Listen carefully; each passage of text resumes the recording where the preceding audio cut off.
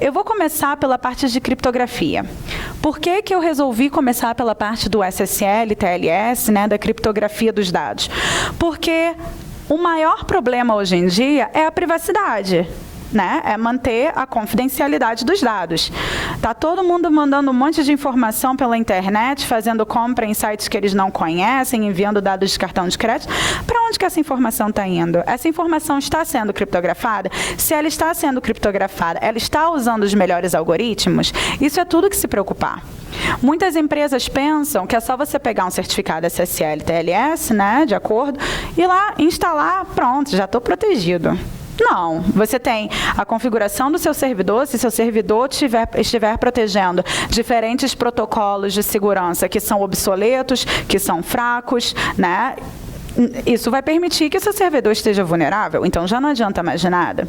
Um grande problema que a gente teve aqui no Brasil, 2 anos atrás, né? Quem não lembra da NSA espionando o governo brasileiro, roubando informação, a informação se encontrava criptografada? Encontrava.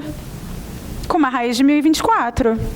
Desde 2010, que já tinham avisado que a raiz de 1024 era uma raiz que não era segura, que ela já poderia ser explorada.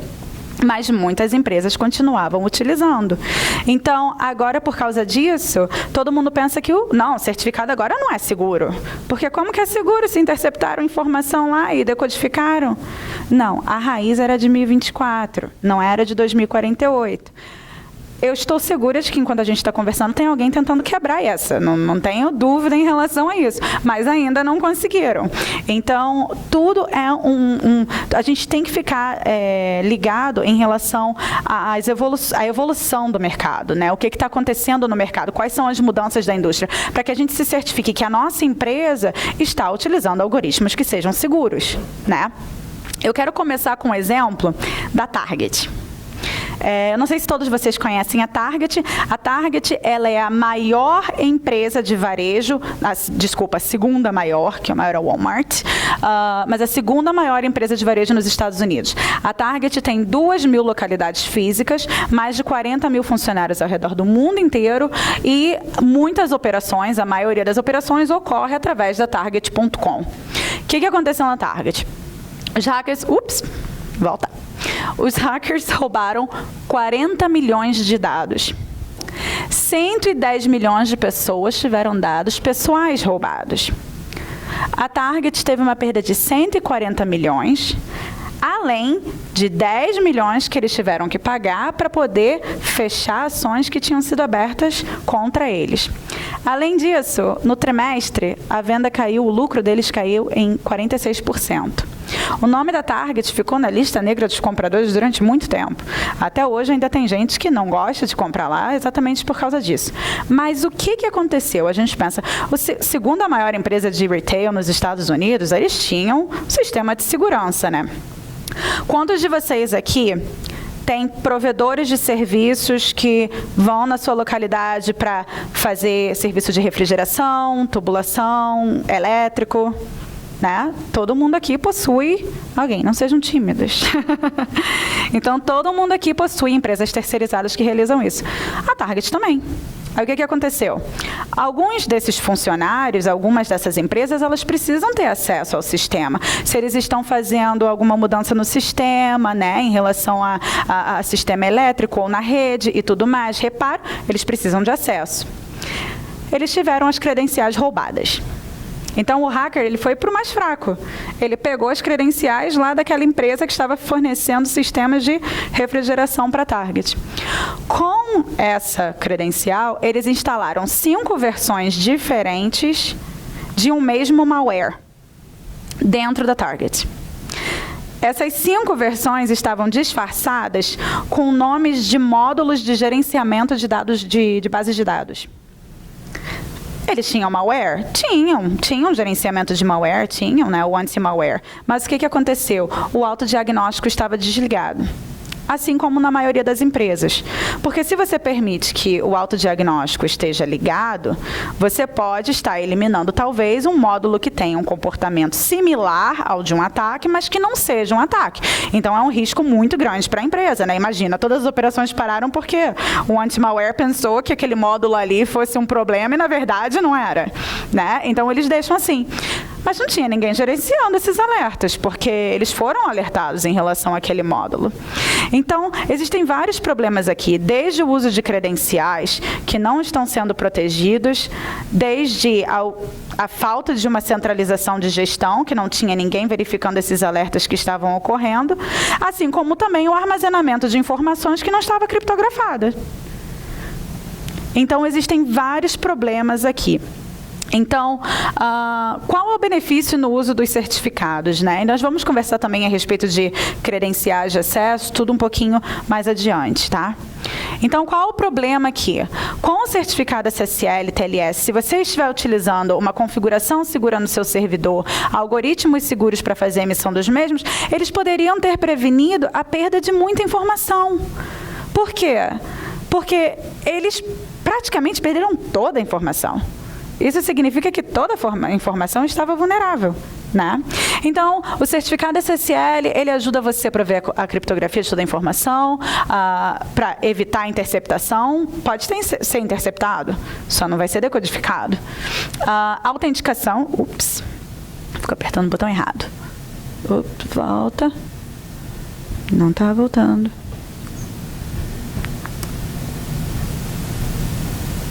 Voltou. Então, autenticação, né, porque mostra para o usuário quem é a empresa por trás daquele website, pode ser utilizado para autenticação dentro da rede, para evitar que dispositivos não autorizados tenham acesso. A verificação de identidade é obrigatória a presença dele para alguns casos, como o PCI, por exemplo, né, que é obrigatório nas páginas de pagamento eletrônico a presença do SSL. Proteção contra phishing. Proteção contra phishing, eu vou dar um exemplo para vocês. Eu tenho um banco que é nosso cliente fora do Brasil, e esse banco, ele estava sofrendo um ataque, primeiro que já começa por todo mundo quer comprar o SSL mais barato, né? E aí isso é um problema, né? Que acham que é a mesma coisa, né? Mesma coisa você comprar um SSL de 10 e você comprar um de 300. Então vamos lá. Eles, inicialmente, quiseram certificados de domínio. Ok, eu sou contra. Quando você tem uma entidade que tem a provisão e que está gerenciando dados de alta privacidade, eles deveriam estar passando para os seus clientes a identidade deles. Mas, vamos lá. O que acontece com o certificado de domínio? O que aconteceu com eles? Os hackers colocaram um pop-up na página principal do banco. Quando o cliente clicava para fechar o pop-up, o que acontecia? Eles eram redirecionados para uma página que era idêntica à página de login, que a gente chama de copycat, né? Então, idêntica à página de login do banco. Os hackers, eles registraram um domínio que tinha uma letrinha diferente do banco. Era o domínio deles. Eles tinham um controle, eles conseguiram fazer a emissão de um certificado SSL de domínio. Apareceu o HTTPS e o cliente. Ok, vou botar minha informação. Por quê? Porque quando você vai na página de um banco, por exemplo, e faz o login, vou dar exemplo do meu banco, Citizens Bank. Quando eu faço meu login, aparece lá, citizensbank.com/*1234alpha. Pelo amor de Deus. Quem que vai ler aquilo? A mesma coisa quando eles foram redirecionados. A pessoa não presta atenção em uma única letra. Então, eles tiveram a perda de muita informação corporativa. Contas corporativas tiveram dinheiro extraviado, assim como também como contas pessoais. A solução para eles foi muito simples. Implementa o certificado de barra verde, de validação estendida. Por quê? Porque simplesmente eles fizeram uma campanha para todos os clientes dizendo: só aceitem e só entrem informações na tela que possuir a barra verde ativada com o nome da gente. O hacker, ele tem como cadastrar um domínio falso, mas para ele fazer um certificado de validação estendida em nome dele, nossa, ele tem que ser muito bom. tem que fazer a falsificação de documentos, tem que implantar alguém dentro da empresa para poder fazer as confirmações, tanto dentro da empresa no gerenciamento de TI, quanto também no recursos humanos. Aí a gente já está falando de outro nível, né? Ocean's 11. Então, já é uma coisa bem mais complicada. Então, com isso, não apenas eles evitaram riscos, como os clientes, quando eram redirecionados ou tinham algum problema, iam diretamente para eles e falavam, olha aqui, essa página abriu e não tinha barra verde. E aí eles já tomavam as medidas necessárias para poder tirar aquela página do ar e fazer como se diz, uma denúncia, né, de caso de phishing. Então, o certificado SSL, ele não é apenas para fazer a criptografia dos dados. Ele é para você também passar para o seu cliente a confirmação da sua identidade. Né? Porque muitas pessoas, eu até escrevi na semana passada um artigo que foi direcionado aos usuários finais em relação aos tipos de certificado, como verificar, porque a minha mãe, por exemplo, ela é compradora compulsiva. Desculpa, mãe. Ela é compradora compulsiva. E ela vai comprando as coisas, ela não vê o site que ela tá, ela não vê quem é.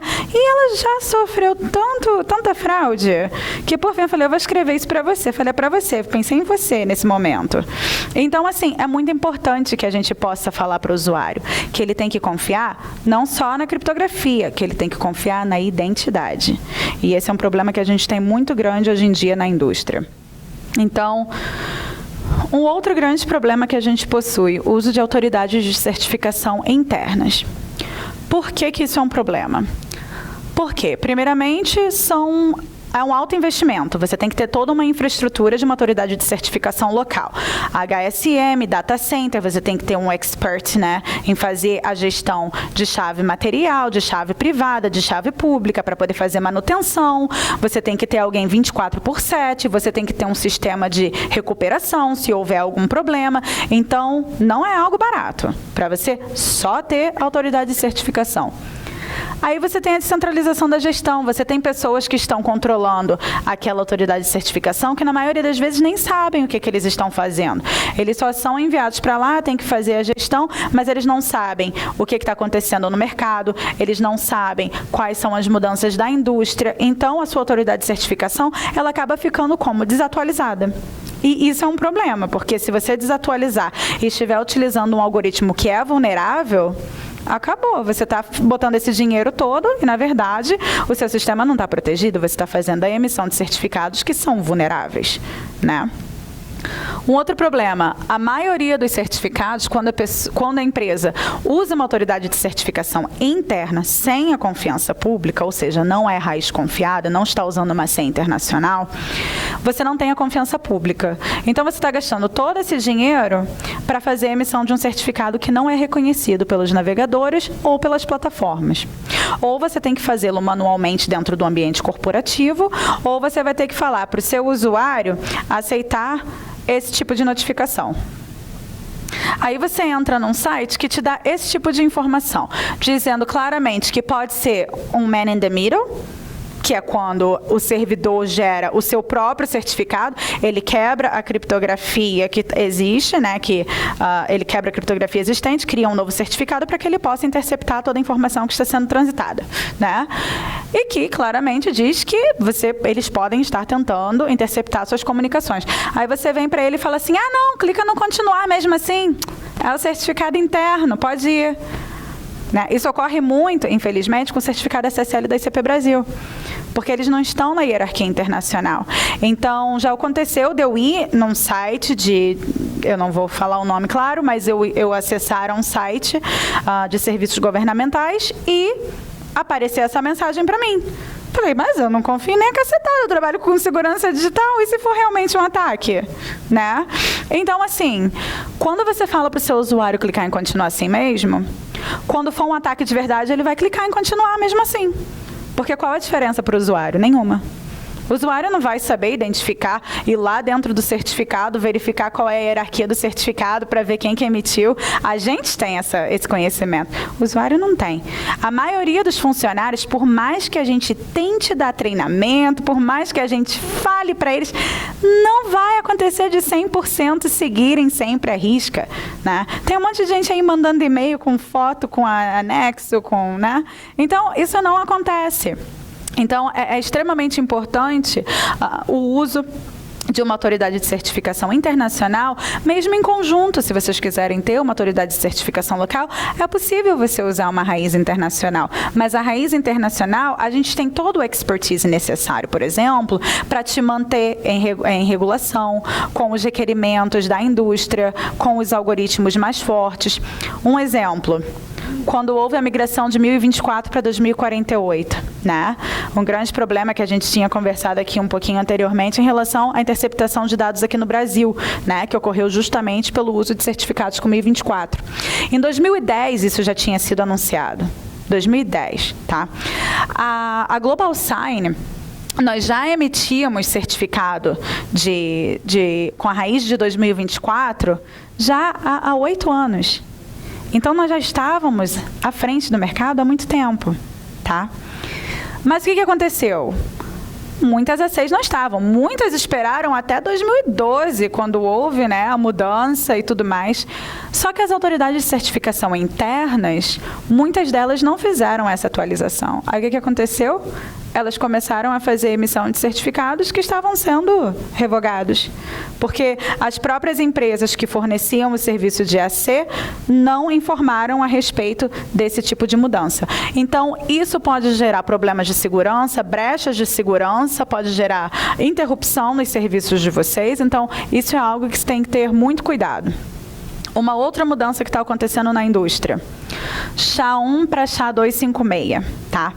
Isso é algo que, nossa senhora, todo mundo quer continuar usando SHA-1 e olha que a gente avisa, a gente aconselha, não adianta. O problema: a Microsoft, a partir de janeiro de 2016, não vai mais confiar em SHA-1. Acabou. Nada da Microsoft vai confiar em SHA-1. O maior problema: o Google, na nova versão, já não confia mais no SHA-1. Então, se você estiver usando SHA-1 como algoritmo do seu certificado, você antes recebia um alerta, que tinha lá um alerta de que um algoritmo fraco, SHA-1, está sendo utilizado. Agora, você vai receber o alerta de erro. Você vai receber o alerta de risco.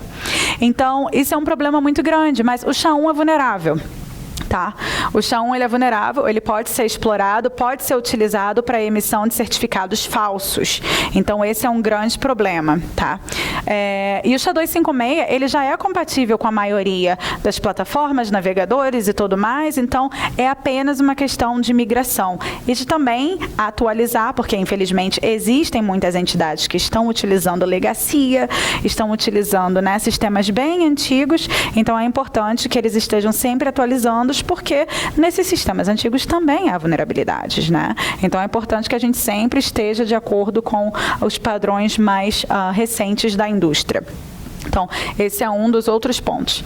Os certificados SHA-1, eles vão parar de ser emitidos em dezembro, e a partir de janeiro, hoje em dia, por exemplo, se você solicitar um certificado SHA-1, a validade máxima dele vai ser dezembro do próximo ano. Dezembro desse ano, porque a partir de janeiro já não tem mais confiança. Então, a gente indica o certificado SHA-256, porque assim você evita qualquer exploração dos certificados que vocês possuem. Uma outra mudança da indústria é o uso de nomes internos. Eu acredito que muitos de vocês aqui tenham tido problema com isso. O que aconteceu? Bom, a ICANN, né, que é a indústria responsável pelo registro de nomes e domínios, eles modificaram as regulações em relação a esses registros. Antes, você tinha que passar por um processo super burocrático para poder fazer, né, a emissão de um TLD, que é o Top Level Domain, né? Hoje em dia, a gente chama de DTLD, que é a versão genérica, né? Que é o domínio de topo genérico. Então, se eu quiser ir lá e registrar Laila como ponto Laila, eu posso fazer isso. Então, o que aconteceu? Com isso, muitas empresas que utilizavam nomes que antes eram internos, como ponto .corp, .corp era um domínio que era só usado interno e que agora tem registro público. Então, isso tudo mudou. O que acontece? Para uma autoridade de certificação internacional, se a gente fizer a emissão de um certificado para um domínio que tem registro público, mas que não está registrado, é como a gente fazer a emissão de um certificado para uma pessoa a qual o certificado não pertence. Porque aquele domínio não pertence àquela pessoa. Então, eu posso ir lá e registrar o domínio vai pertencer a mim. Se a GlobalSign emitiu para uma outra pessoa, eu posso ir lá e processar a GlobalSign, porque, calma aí, o domínio é meu, por que ela tem um certificado dizendo que ela possui meu domínio? Né? Porque a gente faz a verificação da identidade. Então, por isso que as autoridades de certificação não podem mais fazer a emissão. A partir do dia 31 de outubro desse ano, todas as ACs vão parar de fazer emissão de certificados públicos, de confiança pública, para domínios internos. Claro, nós entendemos a necessidade dos clientes e existem domínios que são reservados, como, por exemplo, .test, como .int. Esses domínios, eles são reservados pela RFC. Então, esses domínios a gente sabe que não vão ser registrados. Muitas empresas vão utilizar domínios internos. Então, o que a gente faz? As autoridades de certificação desenvolveram certificados sem a confiança pública, levando em consideração que esses domínios internos, né, que são domínios que não têm um registro público, tenham a proteção da mesma maneira, porém, através de uma hierarquia privada. Ou seja, não tem o reconhecimento público e seria para uso estrito interno da empresa. Sistemas, servidores, local host names e coisas assim, até que mesmo não vão ser acessados através de uma web, por exemplo, né? Então, isso ocorreu. E um grande ponto aqui, foi até o meu primeiro ponto e eu pulei, é domínios internos versus domínios usados internamente. Domínios internos são aqueles domínios que não possuem o registro público, que muitas pessoas, né, chegam pra gente, não, mas esse domínio é interno. É um .com. Não, esse .com não é interno. Não, mas eu estou usando internamente. Não, calma aí, não é isso que significa, né? Então, o domínio interno é um domínio que não possui o registro público. Não é um domínio que está sendo utilizado internamente. Então, essa também é uma grande diferença. E é uma mudança que vai ocorrer, né, daqui a 2 meses na indústria e que vocês precisam estar preparados para migrar esses domínios internos aos certificados sem a confiança pública para que vocês não percam a proteção desses domínios, né, dessas informações. Uma outra mudança, tá? Isso não é tanto em relação à vulnerabilidade, isso é mais em relação à eficiência. Então, hoje em dia, a maioria dos certificados usa o algoritmo RSA. No entanto, o algoritmo RSA, para que ele se mantenha seguro, a gente sempre precisa estar aumentando a chave. E isso vai incorrer em diminuição da performance. Então, por exemplo, a gente tinha de 1024, depois ela foi quebrada, teve que passar para 2048. Quanto maior, mais devagar o seu sistema vai ser, né, e tudo mais. Então, pensando nisso, foi desenvolvido o ECC, que é a curva elíptica criptográfica. O ECC, ele tem um nível criptográfico bem maior do que o RSA em relação ao tamanho da chave. Por quê? Para uma chave, a gente pode visualizar aqui, por exemplo, né? Para o que seria uma chave de 1024, né, do RSA, a gente só precisa de 160 para o ECC. Então, ele é um algoritmo ambos usam a simetria, tá? Só que o ECC, ele é um algoritmo mais leve do que o RSA. Então, ele possibilita uma maior proteção com uma melhor performance, ok? Então, esses certificados já estão disponíveis através das autoridades de certificação, né? Existe uma lista de compatibilidade que vocês podem verificar, mas a maioria dos sistemas, plataformas, navegadores modernos já aceitam o ECC, ok? Então, essa é uma outra mudança que está acontecendo agora no mercado e a tendência vai ser da migração das pessoas para o ECC devido ao aumento da eficiência que ele lhe permite, né? Então, um grande problema hoje em dia, né, em relação a tudo isso que a gente acabou de falar, tudo isso se traduz em um ponto, a gestão dos certificados. Porque se você possui uma gestão centralizada desses certificados, se você possui um expert que está sempre em dia com as mudanças no mercado, com as atualizações da indústria, dos algoritmos e tudo mais, você não vai ter problema. Só que isso também é uma utopia em qualquer empresa, né? Vamos combinar. Então, o que acontece? A gestão dos certificados é algo muito complicado e é algo que tem sendo descentralizado, na verdade, né? Então, você hoje em dia tem diferentes pessoas gestionando certificados em diferentes áreas, em diferentes departamentos, cada departamento tem uma pessoa que é responsável, e aí aquela pessoa saiu, a outra pessoa não sabe mais quais são os certificados, de onde que você comprou, aonde que aqueles certificados estão. É uma loucura, é uma loucura. Então, a gestão de certificados é um problema muito sério. O que você tem? Expiração de certificados. Porque se uma pessoa sai e você não sabe onde estão aqueles certificados, você tem expiração de certificados sem que você tenha a ciência, né? Interrupção de serviços, porque o certificado expirou, alguns serviços dependem do certificado para funcionar. Você tem interrupção de serviços. Uso de algoritmos fracos. Daí você já abre e o seu sistema está vulnerável. E a ausência de um padrão de segurança. Cada um está usando um tipo de algoritmo. Um está usando SHA-1, um está usando SHA-2, um faz emissão de 1 ano, outro de 2, uma raiz de 2048, o 8 de... É uma loucura. Cada um faz a gestão de uma maneira, né? E a falta de experiência na gestão. Muitas dessas pessoas que estão fazendo a solicitação dos certificados tampouco sabem como fazê-lo. Eles não sabem, eles não têm experiência. Disseram para eles, você tem que comprar um certificado SSL, eles vão lá e compram um certificado SSL. Então, isso tudo é um problema. Essas duas empresas que eu acredito que vocês conheçam, né, Google e Microsoft, elas sofreram com isso. Então, no ano passado, o Google ele ficou temporariamente fora do ar porque o certificado do Google expirou. E eu tenho um amigo que trabalha no Google e a gente conversou a respeito disso, e até eu conversei com ele em relação à ferramenta que a gente possui de inventário e tudo mais, ele ficou bobo, porque ele falou assim, Lara, a gente acabou de sofrer com isso. Nós acabamos de perder um certificado, parou tudo, foi uma loucura. A Microsoft também, o Microsoft Azure, expirou o certificado, foi interrompido. Bom, vamos passar, né? Então, como é que a gente pode aumentar, né, a segurança do ambiente corporativo?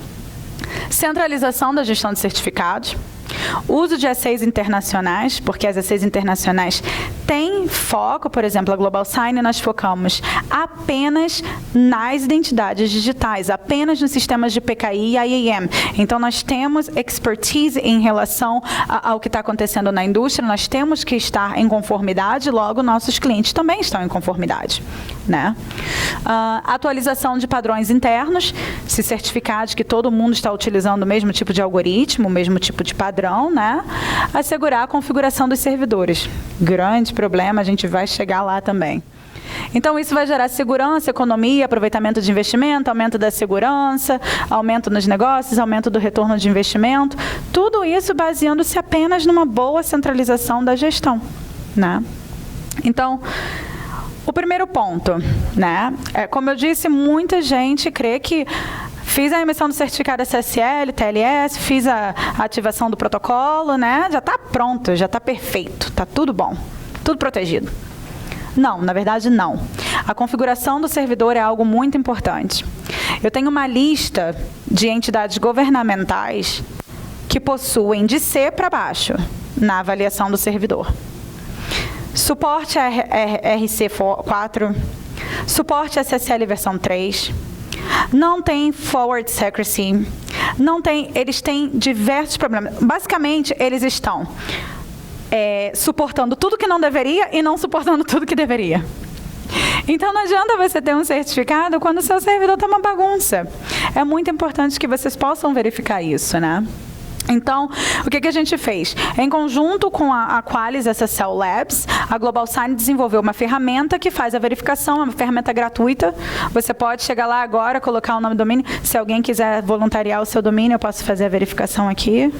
Não? Ninguém? Ninguém? Isso aí. Então, é uma ferramenta gratuita que faz a varredura de tudo. Então, essa ferramenta, ela indica todas as vulnerabilidades, tá? E ela indica todas as vulnerabilidades, e ela indica como consertar essas vulnerabilidades. Esse é um exemplo da Global Sign, tá? Nós fizemos a verificação do globalsign.com. Claro, nós temos que ser um exemplo para a indústria. Então, você pode verificar aqui a nota e depois ele te diz qual é o nível de certificado, suporte de protocolo, troca de chaves, né? Quão forte é a criptografia. Então, o que ele verifica? Ele verifica a confiança nessa emissora, verifica se todos os intermediários estão instalados, que na maioria das vezes, quando alguém vem para a gente dizendo o certificado está funcionando no Chrome, mas não está funcionando no Mozilla, eu já nem vejo mais, já sei que é o intermediário. Mas se usasse isso aqui, já dizia direto para eles, ó, intermediário está faltando. Vai lá e faz o download do intermediário e instala, que está faltando na cadeia. Se o nome comum e as senhas correspondem aonde o certificado está instalado, porque muitas vezes ocorre de você fazer, muitos até ataques ocorrem com, eles pegam um certificado falso e incluem uma página lá e botam aquele certificado para proteger. Quando o usuário entrar lá, vai ter o alerta de que o nome comum não está compatível com o nome do domínio que está protegendo. Então, ele também verifica isso. Suporte a protocolos fracos, né, SSL 3 ou menor. Falta de suporte a protocolos fortes, que no momento é o TLS 1.2. Aceitação de RC4, Forward Secrecy, Strict Transport Security, Public Key Pinning, OCSP, suporte a SNI. Então, ele verifica tudo isso, tá? Aqui, ele verifica todos os servidores. Então, quando você coloca o domínio, ele vai verificar todos os servidores públicos onde aquele domínio está instalado. E ele vai gerar o relatório para cada um desses servidores. Então, pode ser que você tenha um servidor maravilhoso e um outro com F. Então, é muito importante que vocês possam utilizar essa ferramenta, porque, primeiro, é uma ferramenta gratuita. Quem não gosta de coisa gratuita? Vamos lá, né? Não precisa gastar nada. E, na verdade, vocês vão economizar bastante, né? Com qualquer possível vulnerabilidade que pudesse ser causada por algo que vai ser entregue, que vai ser solucionado aqui. Eu vou dar um exemplo agora de um servidor problemático. Nem tão problemático assim, mais problemático. Tá? Esse servidor, claro, não vou mencionar o nome, mas é de uma entidade governamental aqui do Brasil. Tá? Você tem o C, você vê que ele está suportando... Eu não estou conseguindo ler direito. Vocês estão conseguindo ler direitinho? Aqui eu não estou conseguindo ler, então eu vou ler aqui. Então, está dizendo que o servidor, ele suporta o DH, né? Exatamente. A única coisa que ele tem em 100% é que o SSL está instalado. É a única coisa. Fora isso, ele está fazendo o suporte de algoritmos fracos, como o SSL 3, e ele não está fazendo o suporte de algoritmos fortes, como o TLS 1.2. Então, tudo isso você pode ver em 5 minutos. Tá? E depois eu vou mandar para vocês o link, e se vocês quiserem, a gente pode fazer as verificações em privado. Então, esse é um grande problema e essa é uma solução que a gente possui para todos os nossos clientes e para todo o público em geral. Basta você acessar o website e fazer a verificação. Um outro ponto, nós possuímos soluções centralizadas, tá, de gerenciamento de certificados. Então, nós possuímos uma ferramenta chamada Inventário de Certificados, no qual você pode fazer uma varredura pública e você também pode fazer uma instalação de um agente local, para que você possa fazer uma varredura de todos os certificados SSL que se encontram no seu sistema. Todos esses certificados vão ser centralizados dentro de uma plataforma, na qual você vai poder fazer a gestão dos mesmos e você também vai poder selecionar os padrões de segurança de acordo com o range de IP, de acordo com os servidores, de acordo com o domínio. Você pode configurar todos os domínios, todos os certificados desse domínio aqui, tem que ter SHA-256 com isso, isso e isso. Você pode colocar ali. E toda vez que o sistema descobrir um certificado que esteja fora de compliance, você vai receber uma notificação de que há um certificado fora de compliance. Você recebe a notificação de todas as renovações, com 90 dias de antecedência.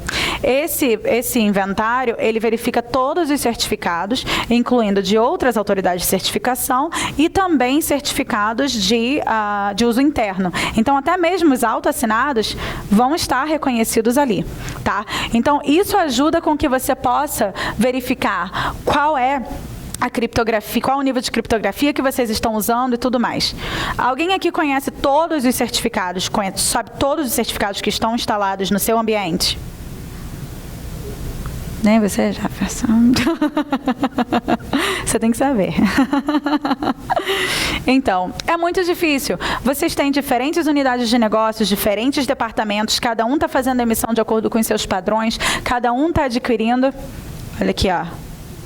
Controle usando planilha do Excel, né? É verdade, a gente faz isso.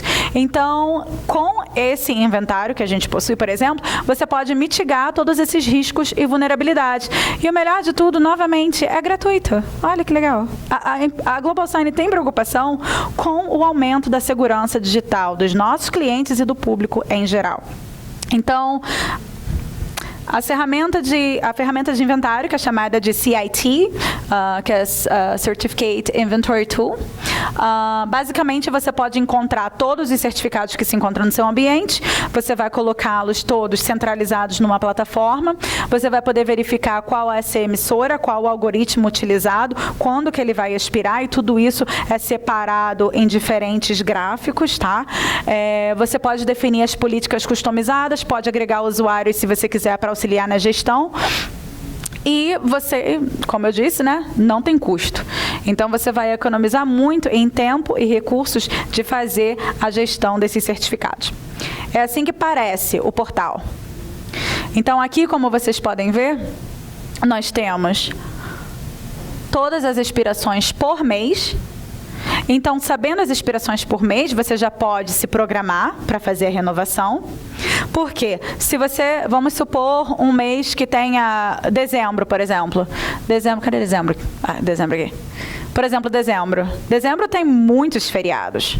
Então, se tiverem expirações em dezembro, muita gente tira férias e tudo mais, é importante que você faça a renovação desses certificados antes. Então, isso te ajuda a programar quando que você vai fazer, né, a renovação desses certificados. Então, essa é a primeira parte. A segunda parte, que não está funcionando aqui. Está funcionando aqui? Funcionou agora. Ok. Então, aqui nessa primeira parte, nesses dois quadrados, você vai ter o host name, vai ter o domínio para o qual o certificado foi emitido, né? Na segunda parte, você vai ter a expiração. Então, aqui você tem a expiração dos certificados, a autoridade de certificação emissora, qual foi o tamanho de chave utilizado para esse certificado, qual foi o algoritmo de assinatura utilizado para esse certificado, se o certificado possui SANs, né? Se esse certificado está sendo protegido por alguma política que você estabeleceu, ok? Qual foi a última vez que vocês visualizaram o certificado? Não, desculpa, a primeira vez que vocês visualizaram o certificado e a última vez que vocês visualizaram o certificado.